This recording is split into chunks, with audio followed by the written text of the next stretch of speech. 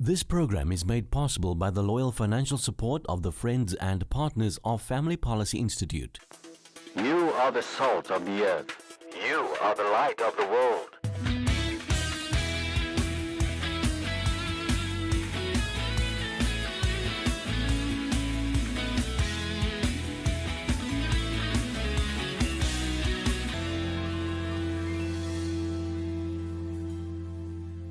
Good evening and welcome to the program. We're at Parliament and I'm speaking to Mmusi Maimani, the leader of the official opposition, the Democratic Alliance in Parliament. Mmusi, welcome to the program. Thank you for talking to us.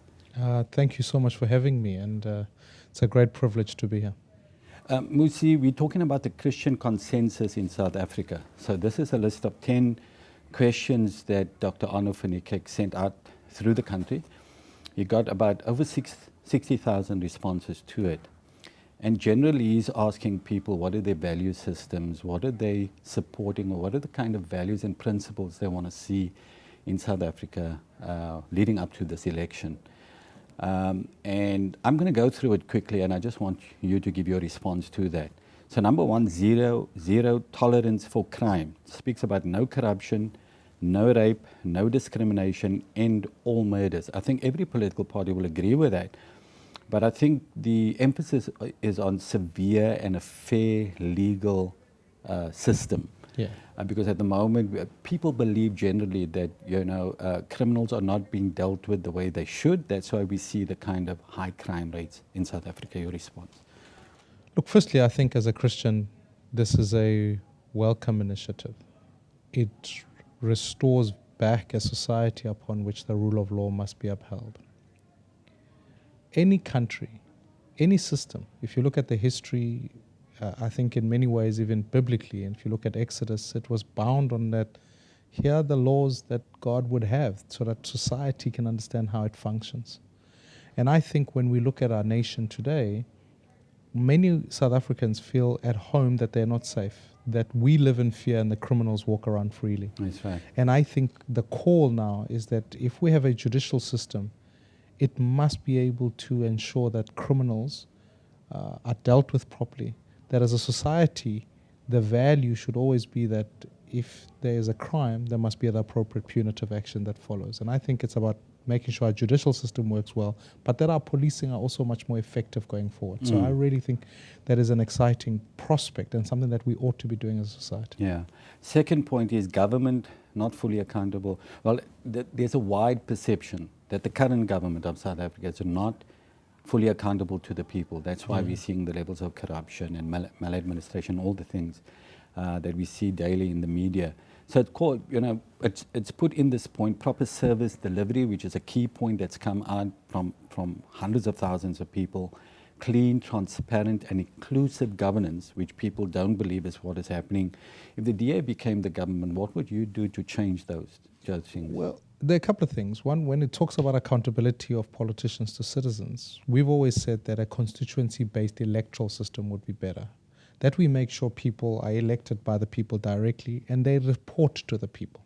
Because at this point in time, people's loyalty often is first to party and not to citizens. That's and right. I think people must be loyal, must be faithful to the citizens who elect them, because politicians must be servants of the people. But secondly, I think, we need to get to a point where we assess what governments do. What, in fact, without rhetoric, have you delivered for the people? Is there no money being stolen? Are you actually responsive as a government in terms of what you do? And I think as a party and as the DA, we're indicating by the Auditor General standards that our governments get, especially certainly here, 80% of all departments get clean audits. We demonstrate the fact that when there's a fight for the delivery of services, even the Citizens Charter indicates the fact that actually where we are in government, we deliver for citizens.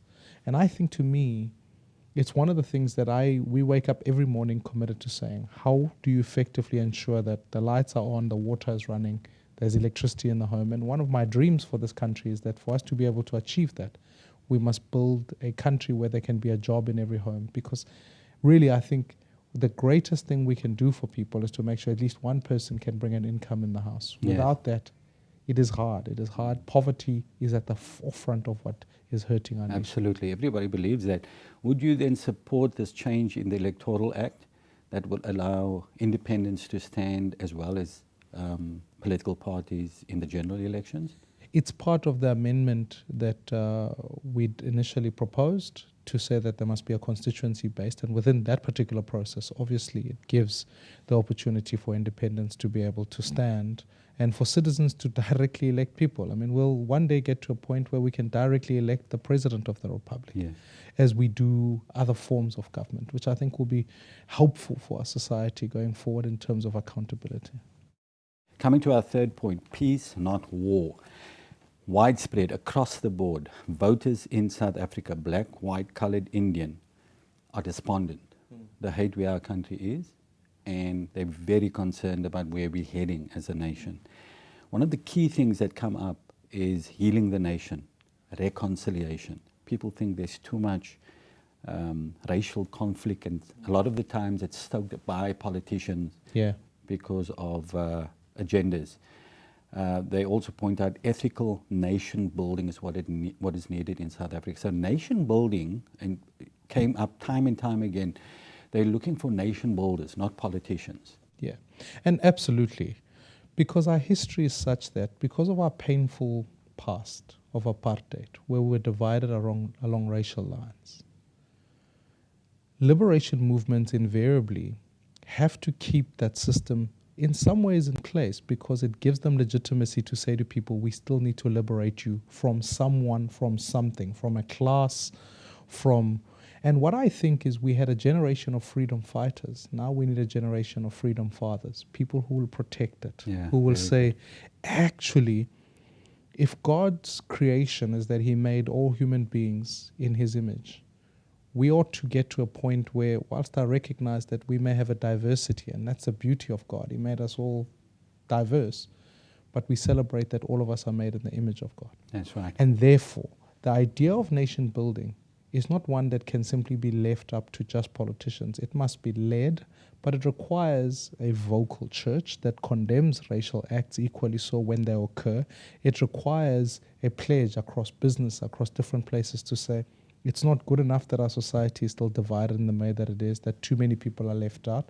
Let's work hard to be much more inclusive so that South Africans can prosper together. And I think we can have a basis upon which reconciliation isn't just a conversation we have, but it's got economic consequences so that we can build a shared prosperity in our nation. Yeah. Fourth point, leadership that honors God came up time and time again. Again, across the board, people want to see leaders that honor God, and they're talking about integrity, they're talking about humility, visionaries. This word godly government comes up time and time again, and what Christian voters are trying to convey by saying that is that we look at what is happening in our parliament over the 9-10 years, and our heart breaks. And it's because there are politicians that just are not connected to the people, and they just don't have a moral basis in them or compass. That's why we're seeing the high levels of corruption and maladministration, our state-owned enterprises lying in ruins. So servant leadership is what is needed, and leaders that are unashamed to express their beliefs and their convictions. Now, you're a Christian, we all know that, Mmusi, and I'm going to be honest with you. When I travel around the country and speak to people, they said, is Mmusi really a Christian? They expect you to see something more as far as expressing your beliefs and convictions is concerned, so they're questioning that. So I'd like to give you the opportunity to set the record straight. One, I am unashamedly a child of God. I gave my life to Jesus at a young age, and have continued. I served in a local church in ministry, and I feel what I do in our nation isn't a function of serving a political agenda. It's about serving God, who has placed me in a position. In absolute humility, I recognize that my faith, my constitution, is organized around service to Jesus, and I am unashamed of that. I lead a nation where, of course, I accept the fact that there are different faiths, different religions. And the job that I have is to say, with the call of God, with what I didn't, to share just a bit of a testimony, I didn't always think I'd be a politician. In fact, I never woke up thinking that's what I want to do. I thought I'd serve God in as many different ways as possible. And it happened through prophetic unction, the call of God to say, this is where I feel God has called me to. And therefore, it's an expression of that. It's a service of that. I serve in a political party that upholds the Constitution, but gives me the right to express my own faith, as I would give someone else the right to express their own faith in the way that they do. So I certainly feel in our country, when we talk about leadership and what we do, we need to recognize that in your own constitution, in your faith, you are organized to serve God and you serve mankind. And that mankind may not even always believe the things that you believe, but you have an obligation to serve, because God didn't just come for Christians, He came for all. You just mentioned that you respect other people and their right to believe what they believe, but there were a couple of instances last year that worried the Christian voter. The DA Mayor in George was disciplined for expressing his beliefs and his convictions. And a lady in the Johannesburg City Council, also a DA member, was because she said she's a friend of Israel, all of that. So this concerns Christian voters out there, because they're saying, look, the Christians in the DA, and I know quite a few of them, they don't have the right to express their beliefs and their convictions, and yet the DA stands on the Constitution and upholds the rights. And in those rights, it's the right to religious freedom, belief, conscience, all of that. Your response? I think without doubt, if I take an incident like what took place in Joburg, I certainly spoke to the MMC, spoke to the mayor to say, here's an individual who's entitled to express a view. It's a conviction that she holds. She's got the right to do that. On the platform of government, obviously, when it comes to a matter like the Middle East crisis, we uphold the South African parliamentary position on that basis, which says there must be a two-state solution in the Middle East. And we certainly think that if you're a Christian, you have the right to express your stance on that matter as much as someone else might have a different stance. So I really want to urge that in this particular matter, political parties have got different views and there's contestation. But there's certainly a freedom. I certainly stand with those that say, yes, our Constitution says I am entitled to express my view if I believe something, if I stand something. So on very moral issues, we often, even as a party, will give people the right to express a free vote, because when it comes to their constitutional obligation, they can come to Parliament and say, on this matter, I will vote as a free citizen, as an individual, so that I can stand for something. I always uphold the right for people to do that. And I think even as Christians, certainly even amongst the DA, would always stand up and say, here's what our view is, and we'll express it in that regard. And I certainly think that that's the way we want to see society, because in future, we may have a different government. We may have a government that's led by a different faith. I would hope that that government would also give rights for Christians to be able to practice their faith in the same way. So Mmusi, you're the leader of the official opposition, but you're a Christian as well, and you have a strong belief and faith in Jesus Christ. Do you encourage the respect of Almighty God in Parliament and in everything you do here in government? Absolutely. When you are first and foremost say, who am I accountable to first and foremost? I'm accountable to God. I pray. I have to seek out God's wisdom in making tough decisions. And I give the license for anybody to be able to follow that. And I think Parliament as a space, whilst when the speaker opens and says there'll be a moment of silent prayer or meditation, I do accept that in the room other people might do other things. At that moment, I often will reflect and say, God, we need your wisdom here in the decisions that we make. And that's what organizes my life and allows me as an individual to stand on that principle. Okay. We've run out of time. We're going to go through the rest of the points in the next segment. So don't go away. More with Mmusi Maimani after the break.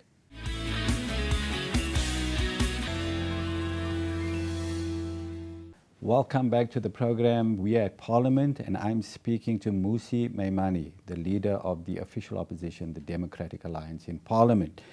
Mmusi, we were talking about your biblical faith, and the sixth question here, or point, is biblical family values.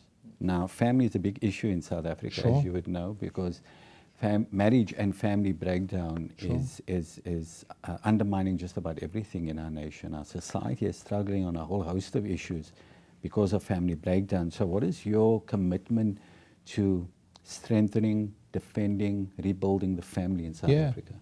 I mean, first of all, it's also important to understand the scale of the problem.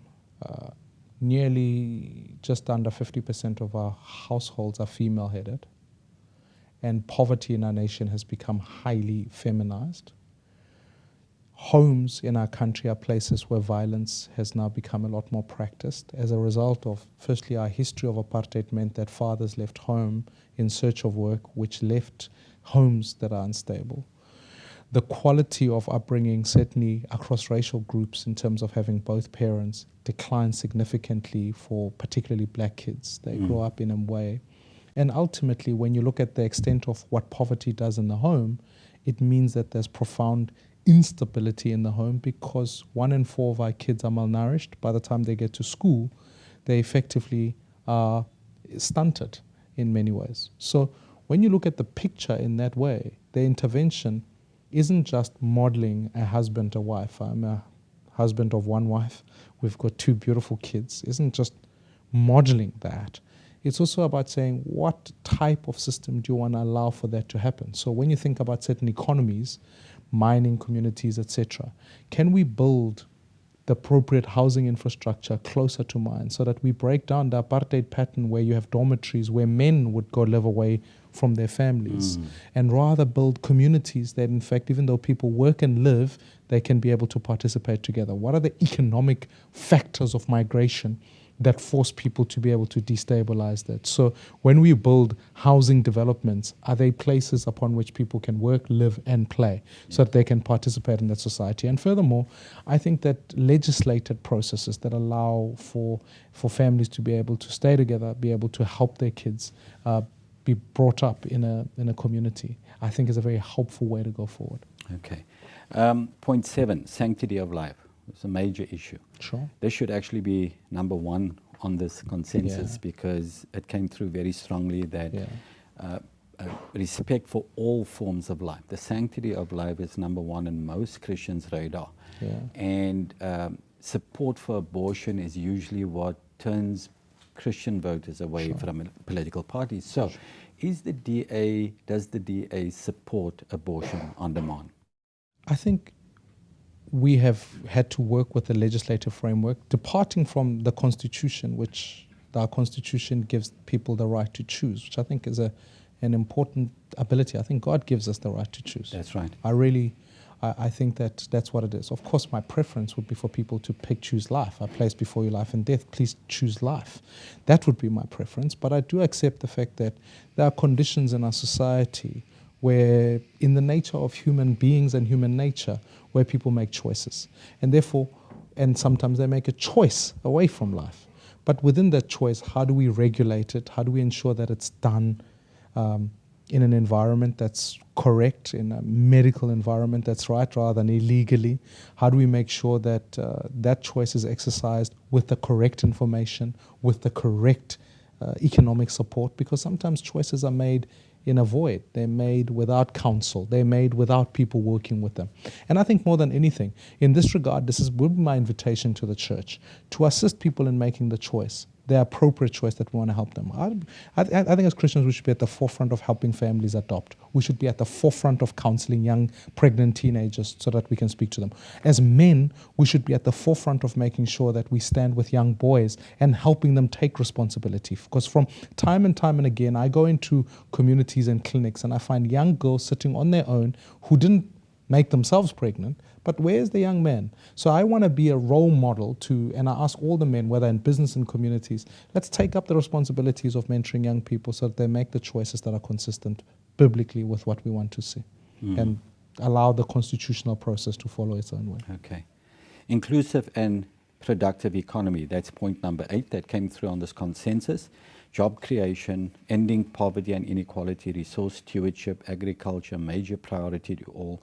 Supporting entrepreneurship, eco-friendly and efficiency, reduced debt levels. Now you've spoken, I watch you on television, you've spoken a lot about these issues. Maybe you just want to give us the DA or your vision on job creation and ending poverty?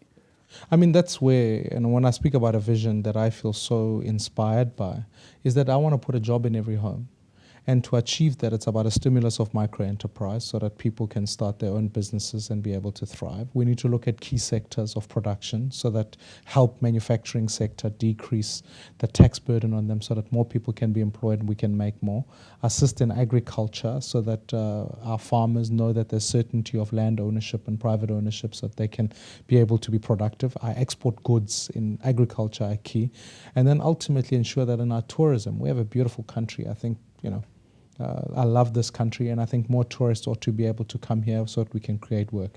Furthermore, and beyond that particular point, it's about also ensuring that we allow young people who are sitting at home often. We have the highest youth unemployment in the world as we sit now. So I want to introduce a national program for a year where young people can be able to work for 6 months in an internship and then 6 months in being able to be productive in their workspace. This is about an economic model that we can finance by selling off state-owned enterprises that are just not working, making sure that the cabinet is much smaller, that it's not focused on politicians, so that we can release the fiscal ability to be able to finance projects that make sure that no one is left behind and no one goes to bed hungry. Okay. Education, high quality education for all. So there's many of the people surveyed said they're concerned about where our education is. They believe it's in crisis and it needs to be turned around quite urgently. And then the other thing that people are worried about is that more and more the state appears to be taking control away from parents. So parents don't have the authority over their own children and what they learn. The state wants to take control of that. And besides that, the education standards are dropping. How would you respond to that? This is again an area where I think Christians need to be much more versed on constitutionality of what things mean. Under apartheid, we had state education. And state education says that the government can dictate what you teach, what you do. In a constitutional era, we have a public education system, which means that governing bodies are actually empowered to make strong decisions about what happens in the school. And I think there's an opportunity. If a school wants to say, we will remain an Afrikaans school, teaching in this way and that way, the governing body is empowered to do that. If you want to say this is our faith and orientation in the community, the governing body is empowered to do that. And so my view is always to strengthen governing bodies because it gives citizens the right to choose and be able to do so. Just like if someone wants to set up a Jewish school, they're entitled to do that because the governing body is empowered to do so. The reform of education requires a number of interventions. The one is, how do we make sure before kids start school, early childhood development centers are things that have been left behind, and our kids arrive in grade 4, as the latest stats show, that they can't comprehend what they read, 78% of our kids. So I'd like for our kids to start reading much earlier, be able to be prepared for school much earlier. We need to be able to assess teachers periodically so that we make sure no kid drops out of school, because the biggest crisis of our education is the fact that of the 100 kids that start, nearly only half of them only get to matric. Therefore, our pass rate is only on the basis of half the kids who start at school. That's right. And then if we can be able to create a pipeline where kids can arrive at school, not that the governing bodies are in charge, we put the appropriate technology, the right leadership in place, that it's not union-led, but it's the right leadership that is put at that school, we can be able to reform education so that it makes sure that it's equitable for all kids. At this point in time, if you've got money, you can buy the best education. If you don't, you are going to struggle. That's why when I say One South Africa for all, I want our educational outcomes to be equitable for all citizens across the country. Good.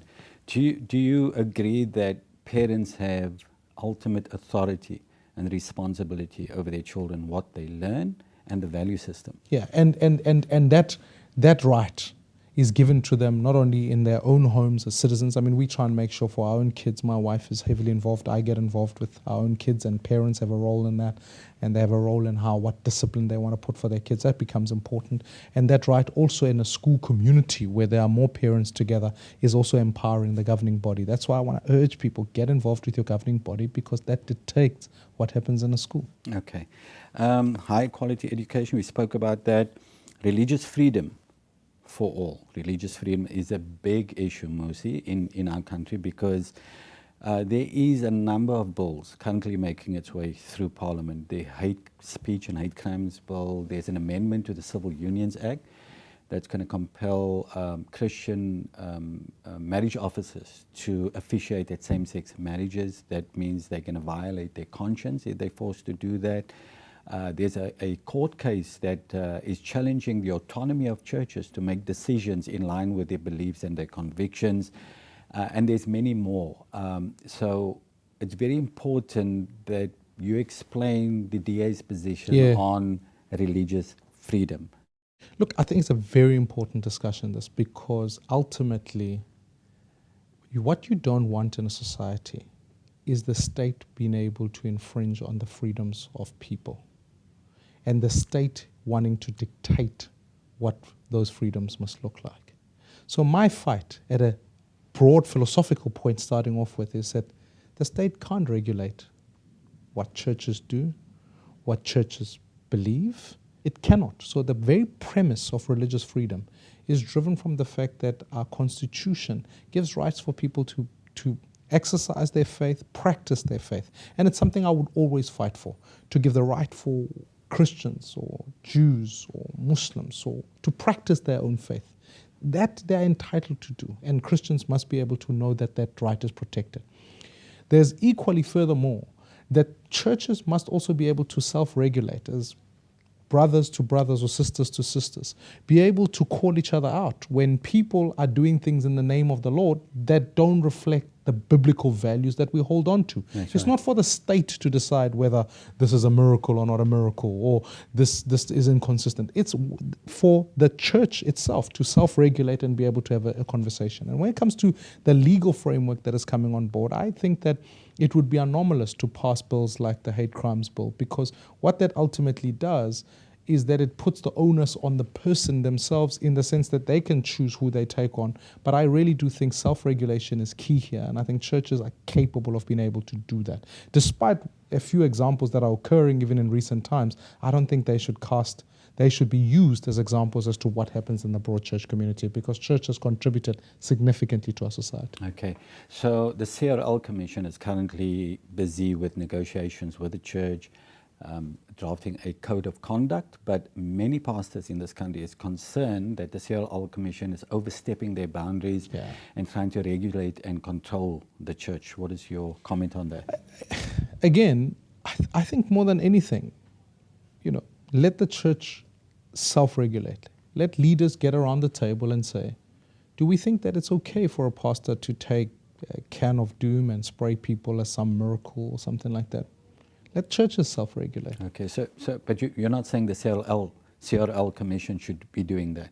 No. The churches must be doing that They must, because they have the capability of being able to do it themselves. If anyone then gets in and starts to dictate to the church what it can and cannot do on the basis of bad examples, it'll be punitive for the incredible work the church has done. Had it not been for the church, I wouldn't have a decent primary school. It was the church that during apartheid said it is not good enough for kids to be able to not go to a school. And they built a great school, and I was able to attend that in Dobsonville, Soweto. And now today I'm where I am. So I think the church has a crucial role.